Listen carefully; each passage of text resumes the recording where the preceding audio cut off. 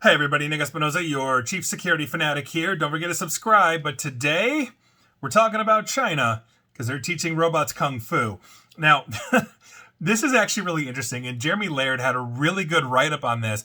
But if you didn't know, the China Media Group World Robot Competition Mecha Fighting Series has apparently kicked off on May 25th in Hangzhou, China.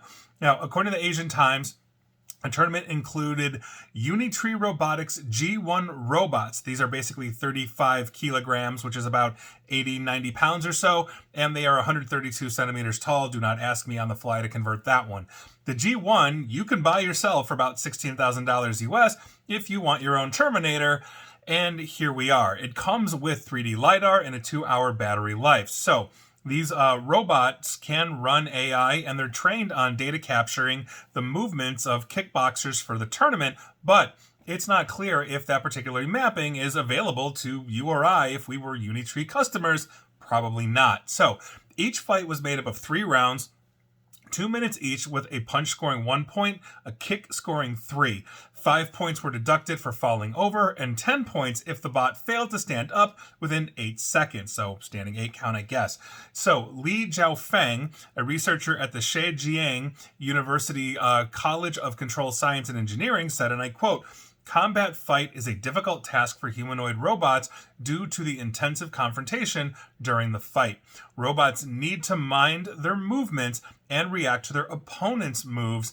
All these requirements significantly challenge the robot's algorithms, electronic parts, and speed reducers," end quote. And yeah, that is essentially exactly it. I mean, if you've ever been in a fight, you've got to basically anticipate what your opponent is going to throw at you and then respond accordingly as you're trying to get your hits in. And your opponent probably is doing the same thing. If I throw this punch, you know, how are you going to punch back, right? So that is a very complex calculation to do very quickly and on the fly. So for the record, and this is a little bit of a silver lining, the robots were not fully autonomous. Human operator teams controlled the robots, quote, in a human-machine collaborative way. That's according to Jen Shiyun of Unitree Robotics. In other words, it had some autonomy, and the rest of the autonomy was guided by humans. So if this sounds like an apocalypse movie in the making, if you go watch the YouTube highlights, and quite frankly, they are pretty amusing, it's a kind of a different thing right now. So